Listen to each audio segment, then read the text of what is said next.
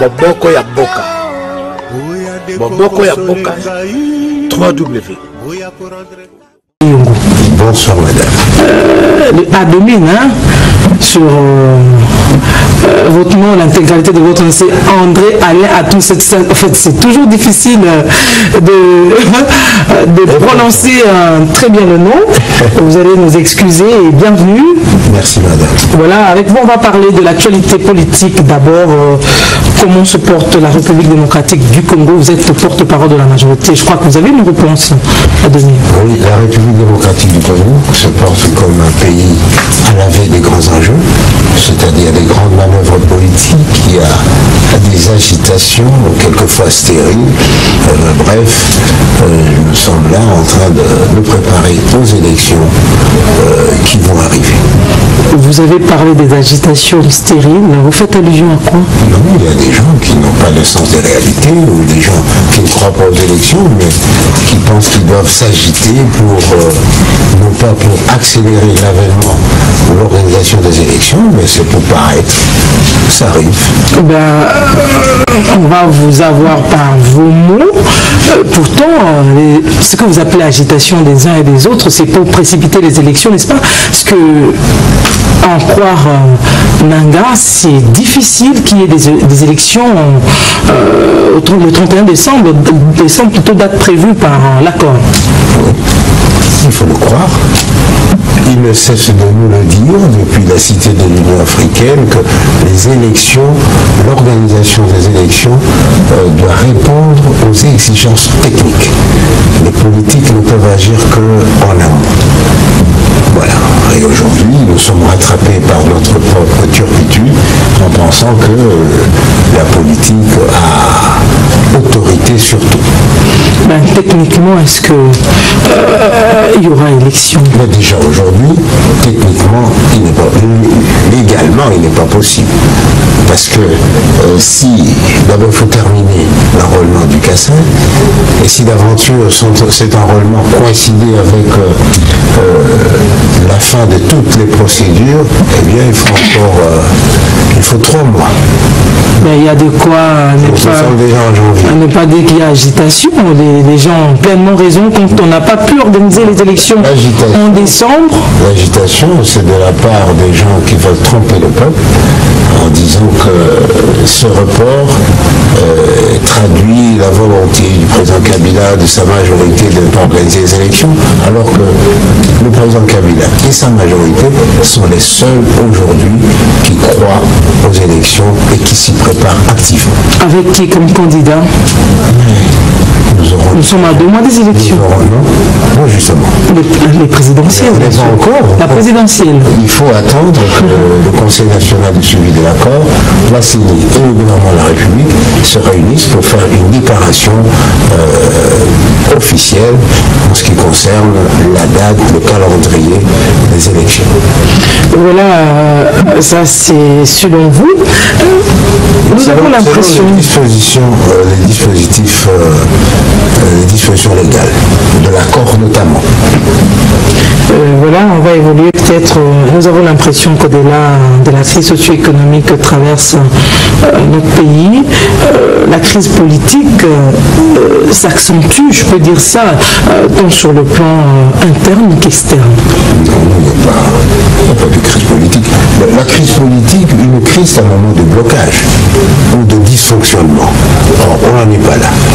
Nous sommes à la veille des grands enjeux et des grands défis. Le défi de la cohésion nationale et l'enjeu de l'organisation des élections. Et face à ces deux réalités, certains ne trouvent pas leur compte. Et donc, ils s'ingénuent par tous les moyens, en parcourant le monde, en sollicitant qui veut bien, n'est-ce pas, pour que les élections ne puissent pas se tenir à date. Et pour cela, ils évoquent la possibilité d'un état d'exception où c'est le peuple, c'est-à-dire eux, une minorité, va décider de la personne qui sera sera à la tête de l'État pendant cette période. Alors que la Constitution et l'accord du 31 octobre n'empruntent pas cette voie insurrectionnelle. Mais c'est tout à fait le contraire des réclamations des gens à qui vous faites allusion. Je parle tout haut, vous faites allusion à l'opposition politique radicale. Radicalisée et obsessionniste. Qui a peut-être raison pour une certaine opinion et sur le plan externe. Sur le plan externe, ceci est une suite de cela. Ce sont nos politiciens insatisfaits qui vont agiter l'épouvantail de la non-tenue des élections, de la présence de Kabila au sommet de l'État. Je vous fais signaler que cette présence est tout à fait légale et constitutionnelle. Alors, leurs partisans, pour ne pas dire leurs complices, ils sont là à crier tout haut que... Mais c'est toujours... On ne va pas se dire que Kabila ne doit pas être là, qu'il faut soutenir le projet d'un état d'exception. Minimisons l'aspect en politique et dans d'autres considérations, mais en tant qu'être humain, quand on dirige un pays, on manque un rendez-vous, on s'excuse ou on ne s'excuse pas. Il y a un moratoire par exemple et on n'arrive pas à respecter même ce moratoire. C'est quand même pas... La gestion d'un pays est toujours un acte collectif. Même si on est chef de l'État, on ne le fait pas tout seul. C'est un ensemble des institutions de la République. Et chaque institution doit respecter. Mais cet échec, pour vous, à qui incombe la responsabilité quand on ne sait pas organiser les élections dans les délais prévus, même pour... L'échec est national et international. Certains acteurs nationaux n'ont pas accompli leurs exigences, les exigences des élections, tout comme certains partenaires, là, vous faites allusion à quoi ? Certains partenaires extérieurs qui n'ont pas répondu à l'appel. Ça, vous faites allusion à quoi quand vous dites que les partenaires internationaux n'ont pas respecté ? Il y a des gens qui ont promis de l'argent qui ne l'ont pas fait. Il y a des gens qui promettent de l'argent et qui au moindre couac, il faut des menaces, du chantage et tout ça. Tout cela, ça bloque. Le refus de dire la vérité au peuple sur les événements qui arrivent. Par exemple, la situation avec le potentiel que regorge la RDC, est-ce qu'il faut tondre la main? Est-ce qu'il n'y a pas eu potentiel? Alors qu'il y a eu des grandes réalisations en infrastructure, ça pouvait être orienté pour l'organisation des élections. C'est un manque de volonté peut-être? Non, pas du tout. Le potentiel est une force. Il faut transformer cette force en puissance. C'est ce que le président est en train de faire en prenant tout le monde à témoin et en demandant à tout le monde... Pas de tortue ou... rien n'est visible. Ils sont responsables de ce pas de tortue. Ce sont ceux qui n'ont pas... C'est le chef. Ce sont ceux qui n'ont pas de centrale électorale. Ce sont ceux qui se prétendent candidats alors que manifestement ils ne remplissent pas les conditions. Ce sont ceux qui brandissent l'état d'exception alors que la Constitution et l'accord du 31 décembre ont convenu que personne ne pourrait prendre le pouvoir en dehors des moyens démocratiques. Lequel accord pose toujours des problèmes jusque-là. Oui, parce que certains... Qui a accouché d'une souris. C'est comme une loi. Toute loi, la loi sur le vol par exemple, pose un problème pour le voleur. C'est pas pour autant que la loi n'est pas utile. Je disais que sur le plan externe, vous avez dit également qu'il n'y a rien, il n'y a pas de pression, mais on va évoluer. Mais sur le plan interne, moi je veux rebondir, je reviens à la charge plutôt. Le rassemblement est limité et tant d'autres partis politiques ne jurent que par la tenue des élections, tout à fait contraire de ce que vous venez de dire à la fin de l'année et le respect de l'accord. Et vous dites qu'ils ne veulent pas des élections. Mais pourquoi ils vont alors bousculer et faire des manifestations pour amener le peuple aux élections, selon vous? Le respect de l'accord suppose le respect de toutes les dispositions prévues dans l'accord. Notamment en cas d'incident qui pourrait retarder les élections par rapport à la date fixée dans l'accord, c'est-à-dire décembre. Que dit l'accord? Dans le point 4 romains, 4 arabes, il est dit que les 3 institutions, gouvernement, CENI, CENSA, devraient se réunir chaque 2 mois pour donner au public, à l'opinion, une idée ou un rapport sur l'avancement du processus. Et si, au cours de leur évaluation, il n'est pas oublié que la CENI a un FEOD, CENSA ou l'Engankoy, vous savez ce qui s'est passé par rapport... vous expliquer les dispositions impersonnelles de l'accord et de la loi, n'est-ce pas? Prenez en considération également... Si d'aventure les 3 institutions réalisent qu'il est impossible d'organiser les élections à date convenue, il leur incombe de faire une déclaration officielle pour donner au peuple le délai supplémentaire qu'il faut pour atteindre cet objectif final. Mais sur le plan externe, la pression, le fait que s'accentue contre le régime de Kinshasa, vous le savez, des sénateurs américains ont demandé à Trump, le président américain, de s'investir sur la situation de la RDC. Et de l'autre côté, le Premier ministre belge de Croo, Alexandre, ne fait pas confiance au président Joseph Kabila pour l'organisation des élections dès lors que le décor est planté. Et c'est quelqu'un qui veut se maintenir au pouvoir. Je vous demande de prendre en considération, pour répondre à cette question, les agitations de la majorité présidentielle pour aller au référendum, ça et là, voilà. Ouais, il y a beaucoup d'idées fantasmagoriques. La majorité présidentielle ne s'est jamais agitée pour aller au référendum. Mais si vous voulez que je vous l'explique, peut-être pour la dernière fois, les clauses de l'accord disent ceci. Les signataires de l'accord du 31 décembre 2016 renoncent à actionner la Constitution, les dispositions constitutionnelles qui pourraient amener à changer de Constitution ou à organiser un référendum. Ça, c'est nous les signataires. Or, le peuple congolais n'est pas signataire de cet accord. Et de plus, nous ne pouvons pas confisquer le pouvoir de celui qui nous donne le pouvoir d'être et d'agir en son nom. C'est de l'imposture. Donc, tous les signataires nous disons non, et je vous mets au défi de prendre la majorité à défaut. Nous n'avons jamais actionné quelque dispositif que ce soit pour qu'il y ait un référendum, et encore les états-majors sur quel sujet? Les états-majors de votre famille politique. C'est bien beau, mais sur quel sujet? Quel est l'objet de ce référendum? Parce qu'un référendum ne peut pas être actionné comme ça dans le vide. Il faut qu'il ait un contenu. Alors, quel est le contenu de ce projet de référendum qu'on nous prête? Il n'y a pas de contenu. C'est ajuster. Ajuster quoi?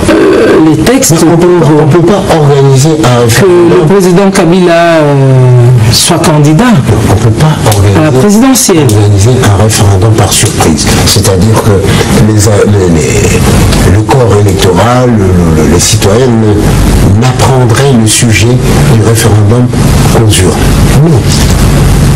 On le dit d'avance, il y a une période d'explication, etc. Et jusqu'à présent, je vous le répète, ce qui n'a pas été fait même pour le cas de l'actuelle constitution. On évolue comme le président de la République, la majorité, aujourd'hui, nous sommes décidés à maintenir le cap des élections. Et nous nous y préparons. Contrairement ça peut arriver en 2019 selon votre calcul. Non, ce n'est pas notre calcul. Ici, nous dépendons tous de la CENI. Qui est en FEOD par votre famille politique? Aucunement. Aucunement. La CENI a, bien entendu, des responsables issus des 3 familles politiques conventionnelles, majorité, opposition, société civile, parce que nous l'avons ainsi voulu, mais ces responsables ainsi désignés agissent, font un travail républicain pour l'intérêt de l'ensemble de la nation. C'est comme vous et moi, nous venons des 2 familles différentes, mais sur la télévision, nous ne parlons pas au nom de notre famille et nous ne défendons pas notre famille. Nous parlons des intérêts ou des sujets de la République, et voilà, c'est pourquoi tout le monde peut nous entendre, aussi bien ceux de notre famille que ceux qui ne sont pas de notre famille. Il y a un problème quand on ne fait pas comme les états-majors de certains partis politiques ne font pas confiance à la CENI. Ils estiment que la CENI est inféodée par votre famille politique et également le CENSA, Olengankoy à la tête. C'est un rassemblement proche de votre famille politique. C'est déjà ça le problème aussi. Je crois qu'il faut être honnête. Ce n'est pas parce qu'on est d'accord, on n'est pas d'accord sur un sujet, sur une disposition, que celle-ci n'est pas pertinente. Lorsque nous avons tenu le dialogue de la Cité de l'Union africaine, le rassemblement, le G7, ont qualifié tous les participants de kabylistes, en commençant par Edem Kodjo. Nous avons tenu le dialogue de la sincérité. Le dialogue, vous savez, de la manière dont le dialogue de la sincérité. Il a abouti. Le président a confié une mission aux évêques. Les évêques n'ont jamais été traités des kabylistes. Il y a quelque part un traitement inégal. Que cela ne tienne, les dispositions essentielles, que ce soit à la Cité de l'Union africaine, que ce soit au dialogue interdiocésain, les dispositions sont les mêmes. Les élections doivent se dérouler en une séquence. Les 3 élections présidentielles, législatives et provinciales, je crois, en une séquence. Le problème s'est posé sur le choix, la nomination du Premier ministre qui devrait être issu de l'Assemblée. Vous vous rappelez de cette crise et vous avez choisi le vôtre, combien même que c'était pas le candidat désigné par le Rassemblement. Vous savez que de façon générale, la nomination d'un Premier ministre pose toujours un problème, même si cela ne provient que... Mais dans le cadre de l'accord, le candidat Premier ministre devait être présenté par le Rassemblement. Ce qui a été fait, les documents sont là. Ce qui a été fait sur les documents. Ça, c'est le Rassemblement choisi par... Nous sommes à l'état de droit. Votre famille politique. Et le président de la République, en tant que garant du bon fonctionnement de la République, de la démocratie et des institutions, ne peut agir que sur base des textes. Eh bien, si c'est le cas, les évêques devraient évoluer avec leur travail. Pourquoi? Ce sont les évêques eux-mêmes. Il y a eu blocage. Ce sont les évêques eux-mêmes qui ont déposé le tablier auprès du chef de l'État, qui ont rendu le tablier. Et qu'est-ce qu'ils ont dit après? Ils ont dit au président de prendre ses responsabilités de garant de la nation, ce qu'il a fait en tout honneur, en tout bien, en tout honneur. Ben, c'était lui la cause. Hein. Qui est la cause? Le président Kabila, c'était lui la cause. Oui, c'est comme... Est-ce qu'il devrait jouer ce rôle? C'est comme le magistrat. Alors qu'il a refusé volontiers, vous l'avez accompagné, il a refusé de s'incliner ou de respecter les dispositions de l'accord quant à ce. Le président Kabila est le gardien et le garant de la Constitution. Eh bien, celui qui veut biaiser avec la Constitution, qui veut tricher, eh bien, se retrouvera devant le gardien. Vous allez vous souvenir que le chef de la délégation du Rassemblement, dans le cadre des pourparlers de la CEMCO, était Félix Tshisekedi. C'était lui qui devrait vous présenter. Vous n'allez pas faire semblant quand même. Et après, il y a eu Tshisekedi. Hein, quand il était vivant, Félix n'était pas le chef de la délégation. Vous savez que c'est Félix qui a engagé le Rassemblement avec sa délégation. Ça, c'est connu de tous. Il y a eu la mort de Tshisekedi qui a obligé le Rassemblement à se réorganiser. Eh bien, dans ce rapport de force, il y a une branche. Tshisekedi était encore vivant quand Félix a engagé le Rassemblement. Vous allez vous rappeler. C'est toute la délégation. Toute la délégation. Mais lorsque Tshisekedi était vivant, Lumbi n'était pas candidat au poste de... Le cas Lumbi, c'est après sa mort, ça a été décidé par le Rassemblement. On travaillait plutôt pour qu'il soit proposé comme... La restructuration du Rassemblement, c'est à l'interne, c'est le Rassemblement. Oui. Ça ne devrait pas... en principe, on a tenu l'interne en fonction des exigences de la loi, c'est tout. Voilà, long débat. Déjà que vous ne voulez pas accepter que Félix était chef de la délégation, essayez de revoir le dossier pour parler de la SENCO. Vous verrez que Félix était chef de la délégation. Mais des voix s'élèvent du côté de l'opposition pour exiger une transition sans le président Kabila. Est-ce cela est possible? Vous avez là la preuve que les adeptes d'une telle solution sont sortis de l'accord de la Saint-Sylvestre. Or, vous savez, il y a deux piliers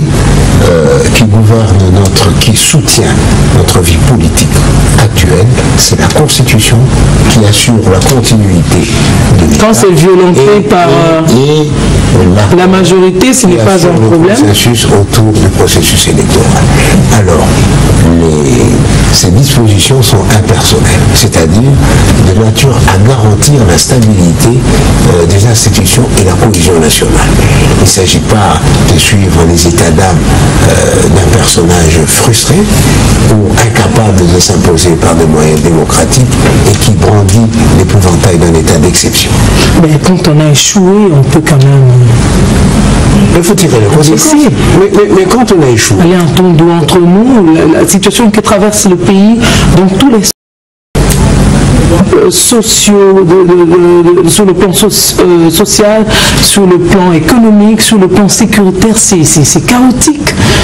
Ça va pas, on peut laisser aux autres conduire la transition et qu'il y a alternance. C'est peut-être vrai dans une république émotionnelle, apocryphe, mais nous sommes dans une république d'état de droit. Les textes existent, les dispositions pertinentes. Mais dirigé par défi aussi. Non, c'est pas par défi. C'est conforme à la Constitution. Donc ces articles qui assurent la continuité de l'État, qui évitent un vide préjudiciable au sommet de l'État, qui aurait des conséquences incalculables sur notre survie en tant que peuple, en tant qu'État et en tant que démocratie. Même quand on échoue. Et bien sûr, l'échec fait partie de la vie politique. Mais ça profite au ventre de André Alain Tondo qui a un bon travail et puis de 1 million de Congolais qui sont chômeurs. Vous savez, je ne voudrais pas aborder cet aspect parce que vous m'avez cité. Mais dans la vie, tout le monde ne travaille pas en même temps. Ce sont les circonstances qui déterminent qu'aujourd'hui, hier... Même quand il y a possibilité que tout le monde travaille... Hier, Mosé Kabila était là et Joseph... Même quand il y a possibilité que tout le monde travaille au même moment. Oui, mais tout le travail, ce n'est pas d'être au gouvernement. Le travail de la République, ce n'est pas d'être au gouvernement, d'être mandataire. Mais nous sommes un pays d'économie libérale. On peut créer un emploi. Il n'y a aucune disposition qui empêche, sauf pour les mandataires. Le peuple ne demande pas plus, la classe moyenne, simplement. Non, mais il faut s'organiser. Il faut s'engager. Ça va prendre beaucoup de temps pour s'organiser. Mais la vie d'une nation ne se limite pas à une semaine ou à l'espérance. 15 ans, c'est déjà trop pour s'organiser et stabiliser. Mais pour vous, nous sommes donc au chaos initial. Les faits démontrent que vous vivez au Congo. Le fait démontre que cette République est tenue grâce à la Constitution par quelqu'un qui a le mandat du peuple pour ce faire. Quand le secrétaire général invite la République démocratique du Congo à s'exprimer, il dit le président de la République démocratique du Congo et c'est M. Kabila qui se présente. Lorsque un diplomate vient ici pour présenter la lettre de créance, c'est auprès du président de la République qu'il le fait. Donc cessons de jouer avec notre peuple, il mérite beaucoup plus de considération. Mais les effets collatéraux sur la bonne gestion, c'est ce qui n'est pas visible, c'est ça le souci. Les effets collatéraux. Connaissez-vous un seul pays au monde où la vie politique est un fleuve tranquille? Même en France. Le minimum. En France. Le minimum. Non, il n'y a pas de minimum qui tienne. lorsque les travailleurs protestent en France, en Espagne, aux États-Unis, Goutte d'eau dans l'océan. c'est qu'ils n'ont pas atteint la satisfaction de leur aspiration. Et donc, mais quand quelqu'un a 7 sur 10, c'est déjà bon, mais quand on a 0 ou 1 sur 10, c'est catastrophique. Celui qui proteste, parce qu'on n'a pas donné l'indépendance à telle région, parce qu'ils n'ont pas atteint tel objectif, il peut piller autant que celui qui... Vous pouvez comparer sur le plan économique, sécuritaire, la France à la RDC? Non. Donc, on ne peut pas comparer, il y a une enrichisation, c'est normal. Mais la France, c'est un beau pays, mais ce n'est pas un paradis terrestre. Souvenez-vous, il n'y a pas longtemps, les travailleurs d'une grande entreprise d'État qui se suicidaient à l'appel. Aujourd'hui, on conteste Macron, les méthodes de gestion du président Macron. Une goutte d'eau dans l'océan, de revendications. C'est une goutte qui fait déborder. Voilà. Voilà, selon vous, n'est-ce pas possible d'organiser des élections présidentielles? C'est selon la CENI, n'est-ce pas, et l'accord du 31. Vous gérez, M. Alain Atondo Liongo, la plupart des dirigeants de ce pays dans votre famille politique. Oui, donc c'est tout à fait démocratique. Voilà. Parce que quand on vous pose par exemple une question dans ce sens, parce qu'on sait que vous avez des informations, vous êtes analyste, vous allez donner peut-être une issue de sortie par rapport à votre qualité. À partir du moment où un débat ou une solution exige un dialogue, c'est que la solution se trouve des deux côtés au moins. Le président Kabila et sa majorité ne peuvent pas imposer une solution.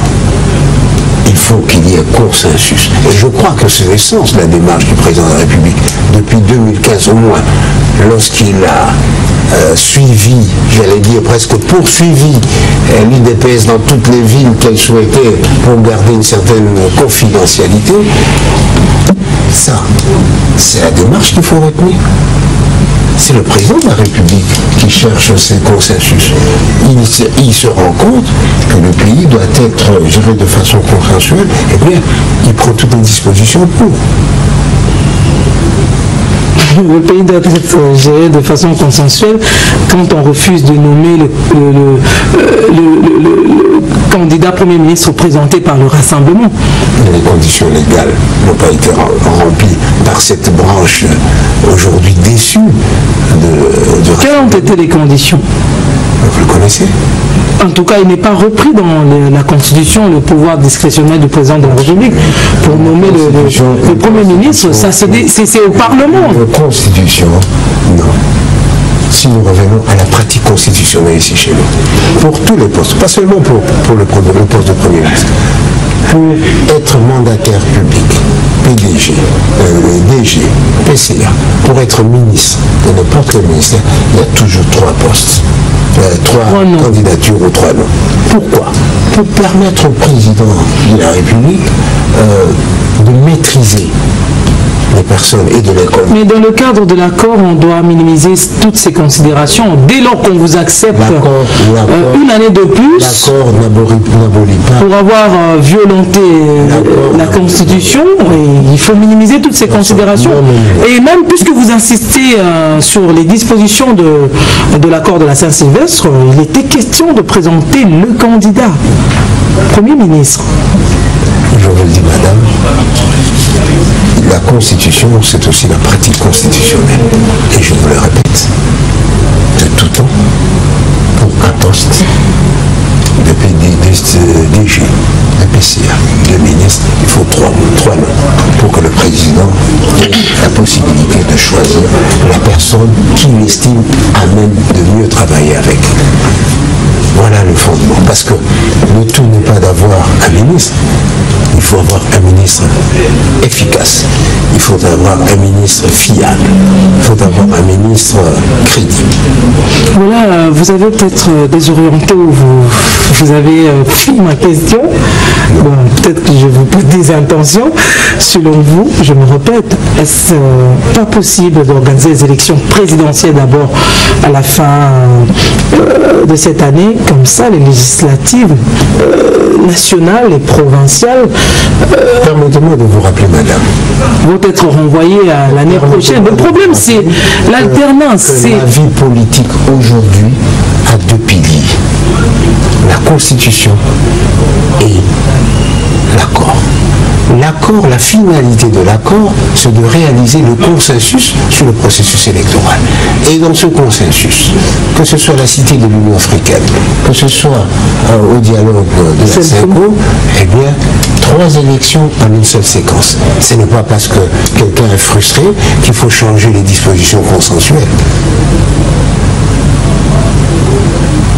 Quelqu'un de votre famille politique a déclaré tout haut qu'il n'y a pas de crise au pays.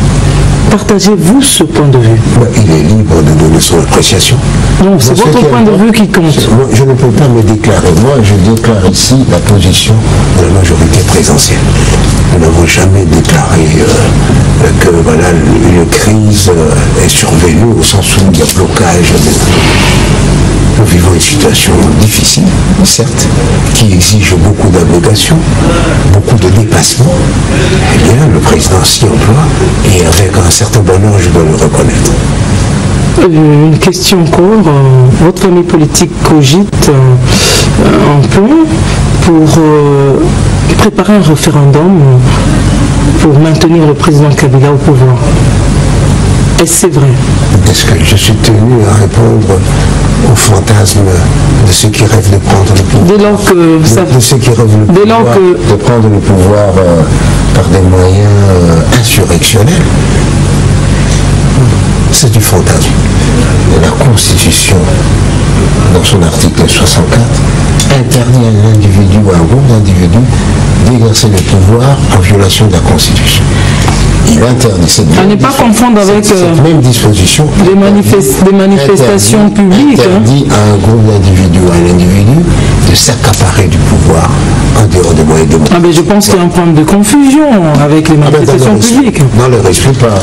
C'est pour ça même que l'autorité provinciale a interdit toutes les manifestations publiques. Mais quand c'est une opposition proche de la majorité... Ce sont les dispositions locales de la responsabilité de l'autorité provinciale. La réalité ici chez nous n'est pas la réalité dans la province du Haut-Katanga, de la province de Mongala, de la Chopo, du Kasaï, etc. Donc chaque autorité assure l'ordre public et la sécurité de ses concitoyens. Et que répondez-vous à ceux qui pensent que la crise, à ceux qui soutiennent plutôt que la crise sécuritaire de l'Est est une fabrication de la majorité pour retarder les élections?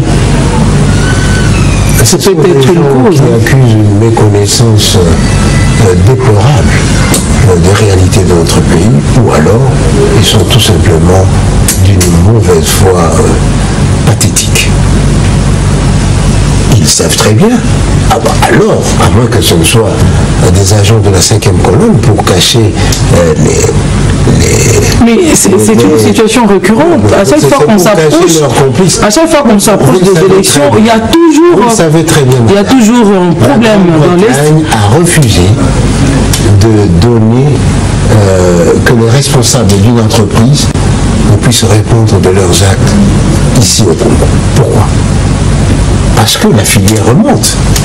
On vole le coltan ici, mais dans notre entourage, personne ne fabrique, n'utilise le coltan pour fabriquer quoi que ce soit. C'est toujours l'extérieur. Et donc, c'est un peu l'histoire du voleur qui crie au voleur. Voilà. Vous pensez vraiment? Je le pense. Et en plus, malheureusement, c'est la réalité. C'est quand même pas normal qu'à chaque fois qu'on s'approche des élections, en 2016 c'est pareil, c'est la situation sécuritaire, et maintenant, en décembre, c'est bientôt, il y a eu une crise dans le Kasaï, montée de toutes pièces, et maintenant, c'est les Maïmaï à Koutoumba qui recommencent. C'est quand même pas... Je ne peux pas vous le laisser dire par respect pour les personnes innocentes décapitées. Souvenez-vous de la scène atroce, du tableau atroce de la tête de la femme de l'administrateur du territoire dans les bras d'une de ces milices. Madame. Encore qu'il faudra prouver. C'est une réalité. Bon, vous allez prouver que la dame de l'administrateur du territoire n'est pas décédée. Vous allez prouver que pourquoi vous prenez seulement ça? Les deux experts. Prouver que c'est effectivement les deux experts le ministre de Kamina Sabou. Madame, nous avons des institutions qui ont pour charge de rétablir, les enquêtes se poursuivent. De rétablir la vérité pour que la justice puisse assurer une harmonie dans les relations entre nous. Eh bien, les conclusions sont là. C'est comme ça peut, et bien plus. Mais leur chef, non, c'est important. Leur chef, aujourd'hui, pourquoi a-t-il demandé pardon au peuple congolais et au Kasaï? Ça peut se fabriquer aussi. C'est la réalité. Donc, madame, à ce rythme-là, on ne fera rien. Même vous n'existez pas. Ah oui, puisque maintenant il y a des robots qui prennent toutes sortes de formes. Ça peut se fabriquer parce que quand on a le souci je ne vous reconnais pas. Donc, comment ça? Parce que apparemment c'est un robot qui vous a remplacé. Non, même votre sourire ne le façon pas. Non, ça c'est une façon de fuir cette préoccupation. Non, je veux seulement vous dire que la vie en communauté suppose un minimum de confiance. Voilà, peut-être une dernière question en 30 secondes. Mon réalisateur me fait pression. Le temps nous imparti à toucher à sa fin. Qu'est-ce qu'il faut maintenant pour décrisper la crise politique au pays face à la pression et interne et externe qui s'exerce, n'est-ce pas, sur le gouvernement et votre famille politique? Il faut d'abord que les institutions puissent accomplir leur mission et leur rôle. Le président de la République, en tant que garant de la nation, doit assurer la souveraineté de notre peuple, l'intégrité de notre territoire, pour que le Congo puisse évoluer d'après l'aspiration de son peuple. Même si c'est lui le problème. Et non d'après les ambitions non déclarées de certains personnages de l'extérieur. Même si c'est lui le problème. Voilà. Il est la solution. Le magistrat n'est jamais un problème, c'est le voleur. Et pourtant, le voleur dit c'est le magistrat qui est. Il n'y a pas de mauvaise troupe, il n'y a que de mauvais chefs. C'est. Ah bon? C'est ça. Voilà. C'est ça. Lorsque les troupes n'obéissent pas au chef, eh bien. C'est ce qui retient Jean-Pierre Bemba à la haie. Hein. Je n'en sais rien. Voilà, on va. Oui, c'est la fin. Je n'en sais rien. Non.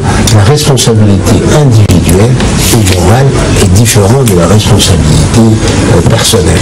Voilà, on va peut-être. On a beaucoup à se dire, mais le temps nous fait défaut. C'est donc la fin de cette tranche. Merci d'avoir répondu à notre invitation, bien que la fois dernière, vous nous avez causé un petit souci. Je vous prie de m'excuser pour ce contretemps indépendant de ma volonté, mais vous avez la haine tenace parce que j'avais déjà demandé présenter mes excuses en aparté. Non, c'est l'ambiance de l'émission, c'est la fin, je l'ai dit tantôt, de cette première partie de 2 heures de news. Internaute, 3W Boboko ya Boka. Boboko ya Boka, 3W.